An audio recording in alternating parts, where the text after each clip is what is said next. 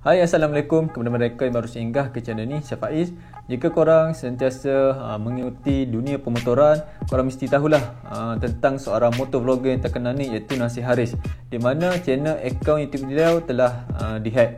Jadi bila saya dengar sendiri cerita daripada Nasir Haris bagaimana akaun YouTube beliau telah dihack, sebenarnya memang hampir-hampir samalah dengan kejadian yang pernah saya alami, di mana akaun YouTube saya pun pernah dihack oleh seseorang. Jika korang nak tahu bagaimana akaun saya telah dihack dulu, nanti korang boleh lihat link di atas ni. Dan jika korang belum dengar lagi cerita daripada Nasir Haris sendiri bagaimana akaun YouTube beliau telah dihack, korang boleh pergi ke YouTube channel beliau yang baru, iaitu Nasir Haris Motovlog. Nanti korang boleh dengar sendiri cerita daripada Nasir Haris bagaimana akaun YouTube beliau ni kena hack.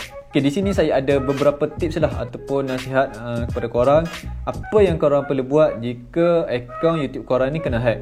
Okay, seperti yang telah saya beritahu tadi, okay, ini adalah pengalaman saya sendiri, di mana pada masa tu, okay, akaun YouTube saya ni pernah dihack ketika saya telah mencapai, tak silap saya, lebih kurang 1 subscriber, berbanding dengan Nasir Haris telah mencapai 1,000 subscriber. Jadi berdasarkan pengalaman saya ni, saya harap korang boleh ambil iktibar dan korang boleh ambil lah sedikit ilmu ni supaya korang tahu apa yang patut korang buat jika akaun YouTube korang ni kena hack. Okay, first kali, bila korang menerima email daripada seseorang untuk menawarkan sama ada paid review, untuk buat review percuma ke apa, korang first kali apa yang perlu korang buat adalah korang perlu check email daripada email mana ia datang. Okay, sebagai contoh Nasir Haris, beliau telah menerima email daripada kononnya adalah staff Movavi. Sebenarnya Movavi ni adalah satu software yang legit, di mana Movavi ni adalah satu software untuk kita edit video lah. Dan kalau korang cek sendiri pun, Movavi ni adalah satu company yang agak besar dan memang mustahil untuk pihak ataupun staff mereka untuk hack akaun Nasir Haris ni. Jadi bila saya dengar cerita daripada Nasir Haris ni, saya tak tahu sama ada dia check email tersebut ataupun tidak. Okey, sebenarnya bila ada company besar untuk offer kita buat paid review, sebenarnya mereka akan menghantar melalui email rasmi mereka lah. Okay, contoh movavi.com. Okay, mungkin email tersebut adalah contact@alias.movavi.com. Mereka tak akan sesekali menggunakan email peribadi sebagai contoh Gmail, Yahoo dan sebagainya. Jadi itu adalah langkah pertama apa yang perlu korang buat jika korang menerima paid review ni. Okay, macam mana pula jika korang menerima offer paid review ni daripada personal? Okay, mungkin daripada personal ni mereka akan menggunakan akaun Gmail, Yahoo dan sebagainya. Jadi step yang kedua apa yang perlu korang buat adalah korang perlu pastikan betul-betul barang yang korang nak review tu adalah barang yang legit. Bila dia offer kita untuk buat paid review tentang software, mesti dia akan menghantar software kepada kita. Jadi di sini bila korang dapat software tersebut, korang download dan first kali apa yang perlu korang lihat pada software tu adalah saiz software. Okey, kebiasaannya software yang legit, saiz software ni dia tak akan kecil lah. Okey, maksudnya 1 MB, 2 MB, 3 MB dan sebagainya. Okey, jika kita lihat daripada cerita Nasir Haris sendiri, di mana beliau telah menerima link download daripada Movavi tu, saiz software tersebut adalah 2 MB saja. Kemudian dia bagi aku satu file.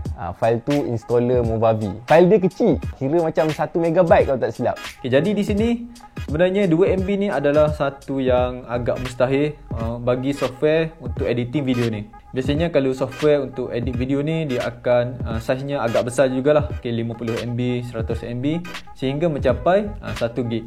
Dan saya agak terkejut jugalah bila Nasir Haris ni memberitahu saiz software tersebut adalah 2 MB saja. Jadi bila korang menerima sesuatu paid review untuk software, korang perlu berhati-hati, okay, mengenai saiz software ni.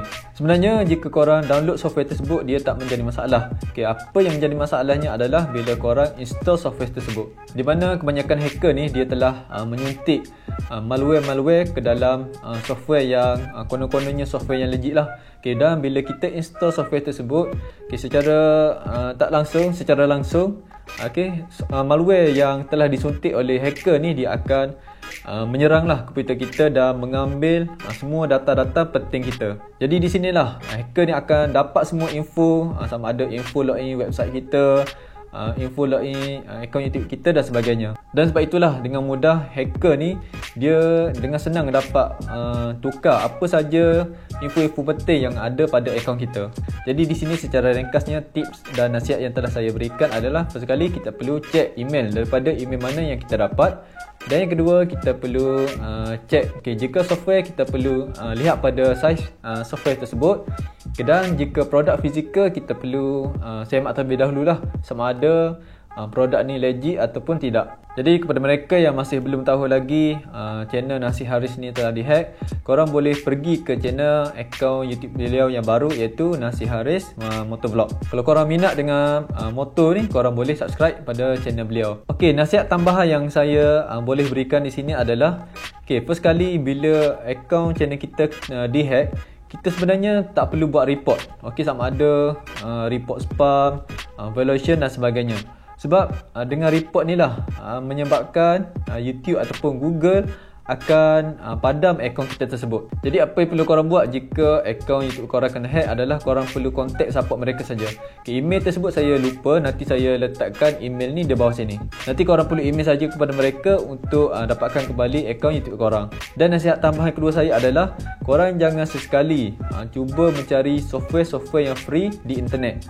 Kebanyakan orang Melayu kita ni, dia suka untuk mencari software-software yang free. Sebagai contoh, korang mesti pernah mencari software-software free yang ada di internet. Sebenarnya software-software yang free download yang ada di internet ni, kebanyakan hacker ni dia dah suntik malware ke dalam software tersebut. Dan bila korang download dan install software tersebut, secara tak langsung hacker ni senanglah untuk mendapatkan info-info penting yang ada di dalam laptop ataupun komputer korang tu. Jadi itulah nasihat saya, apa yang perlu korang buat jika akaun YouTube korang ni kena hack. Baiklah, itulah yang saya dapat kongsikan dalam video pada kali ini.